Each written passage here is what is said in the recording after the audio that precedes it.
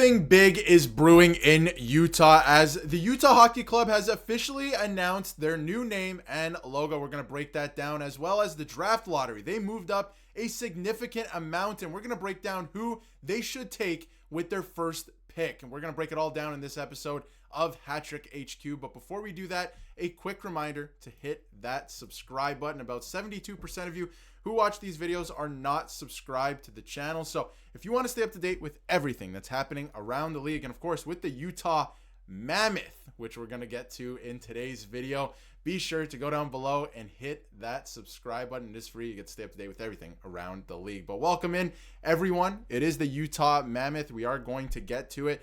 It is a monumental day for the franchise and the NHL, because this is a franchise that is hoping to do big things. This is no longer the Arizona Coyotes of the past.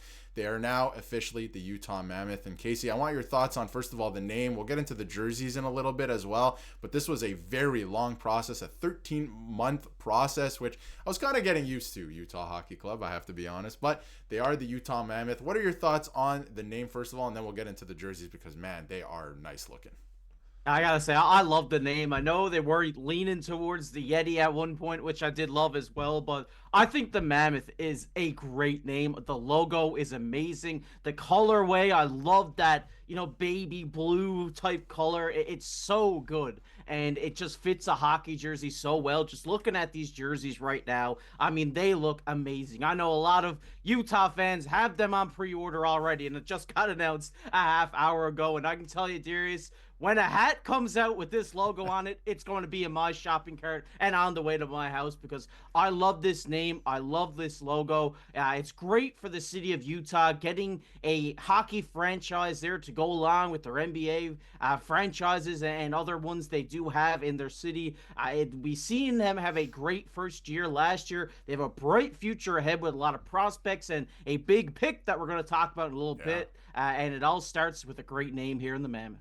Absolutely. It's a great name. The logo is fantastic. The jerseys look awesome. They're very similar to the ones that they've been wearing last year anyway, but always loved this colorway. But, when looking at a lot of the votes and stuff like that and the names that were up for, obviously, that they had to make a decision on, I was really falling in love with Yeti, but we knew that was going to fall through. And then obviously I saw Venom out there. I thought that was very cool, but landing on Mammoth and the way that the logo looks with the colors, I mean, it is a slam dunk. This is great. And I also love, small touch, and I know a few teams have done this in the past, they have their logo on their home jersey and then the name of where they're from on the away jersey. Like, I love that. I think it looks very classy. I love the, kind of the word mark across. I know the Canes are doing that as well. Obviously, the New York Rangers have always had that as well. So I kind of love that. I think that's really unique. Not a lot of teams do that. And when you're on the road, everybody's going to know where you're from. So it's pretty cool. I do love it. And obviously you got new J Fresh charts out now with the logo. So that's official. Love to see that. And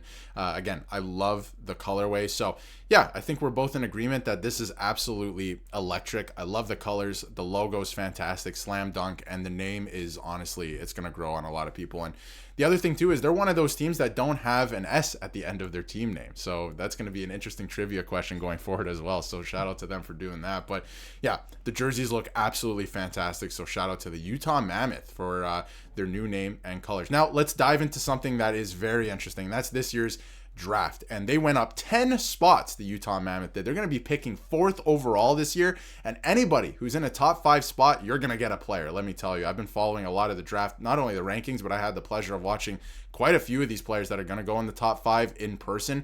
And let me tell you, a lot of people are saying it's a weaker draft. There's no consensus number 1 overall pick as well. These players are going to be special. Now, again, General Manager Bill Armstrong spoke out and said, just great stuff for the franchise. I can't express in words the excitement of when that happened and the opportunity in front of us. So what do you make, first of all, before we get into the player that we believe that the Utah Mammoth should select with their first pick?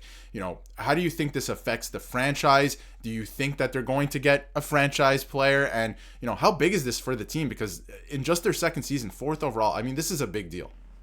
This is a huge, deal for the Mammoth there. I mean, it's so great to see, Bill Armstrong's live reaction to this. I mean, he was so pumped. He was fired up that they moved this far up in the draft. They weren't expected to do that in a draft, like you said, through the first, I would say, top 10 there's a lot of great prospects there, and jumping that far up into the top 5 at the number 4 overall selection, you're going to get a franchise player here. And to go along with some great prospects that this team already has, like Clayton Keller, one of the most underrated players in the entire league, in my opinion. Also, Logan Cooley, a guy who had a very standout year as well. They have so many great young prospects in their system. So now getting to add such a high quality prospect to this pool is only going to make this team deeper for the future. And like you said, we got a guy on our radar here, and I'm going to throw it over to you. Yeah, we got a guy on our radar. But before we get to that, I do want to touch on the draft lottery a little bit more because it was absolutely insane this year. There were so many teams that were close to getting the first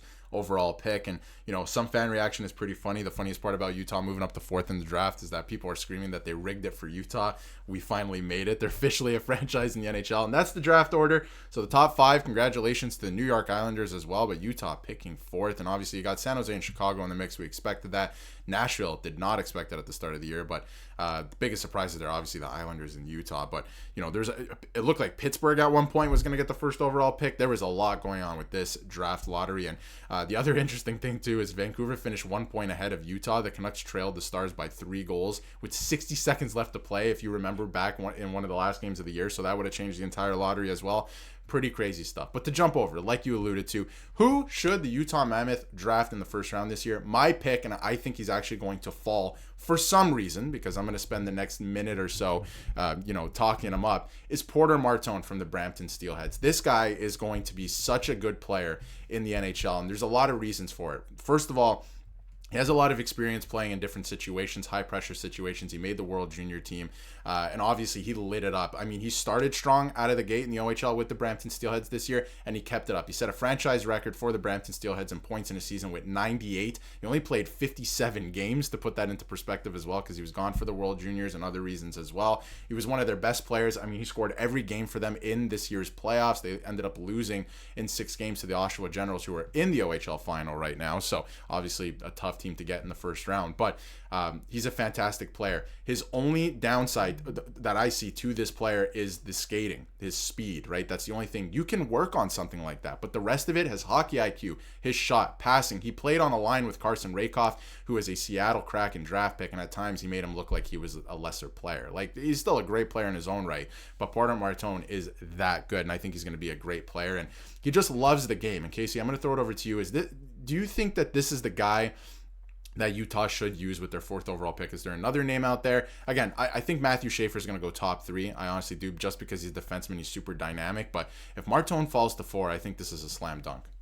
Yeah, definitely. The way I'm looking at it right now is if the top 3 goes as it is planned right now with Schaefer, Misa, and Hagens, you got to go after Martone. He is the best available. He's a big power forward type guy as well, and he's going to be a great guy to have in your system in the future. He's not more of like a franchise goal scorer like a Clayton Keller or a playmaker like a Logan Cooley, but he is a guy who is he can use his physicality to his advantage. Like you said, once he gets that some experience and starts working on his speed and stuff and gets used to the speed of the NHL game when he does get drafted, I think he will be a very good weapon. I'm looking at this guy like a Uri Slafkovsky a little bit. That's the type of player he is. He's a big body. He's not afraid to get into the corners. He's not afraid to work in front of the net, and he's got a lot of skill. I mean, this guy is so good, and I think it's going to be interesting to see what happens on draft day, Darius, because if Martone does slide up, because there are a lot of mock drafts out there right now that have Martone going top 3. Yeah. So if a guy like Hagens or even Misa or Schaefer fall to you at 4, that's going to be very good for the future. Misa coming off a 134-point season in the OHL this year. I mean, there are a lot of good picks right now through the top 5 selection. I'm assuming that one of these top 3 are going to shift around. I don't think on draft day it goes 1, 2, and 3 like everybody is expecting. Yeah.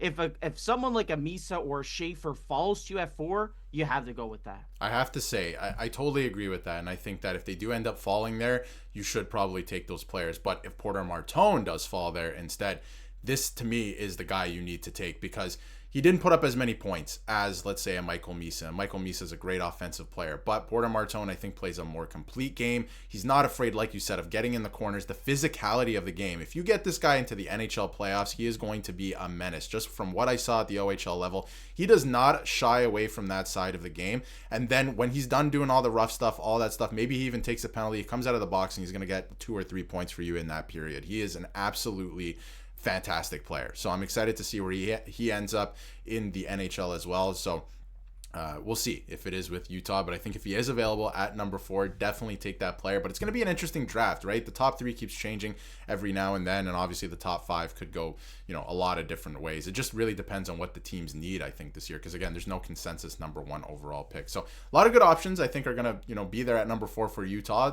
where they weren't at 14 overall. So it's going to be interesting to see what happens there. But we want to hear what you have to say in the comments about the Utah Mammoth team name, the jerseys, and of course, who you think they should take in the draft. We think it's Porter Martone, but a lot of really good options there. And if you haven't yet, hit that subscribe button so you can stay up to date with everything Utah Mammoth and of course, everything around the league.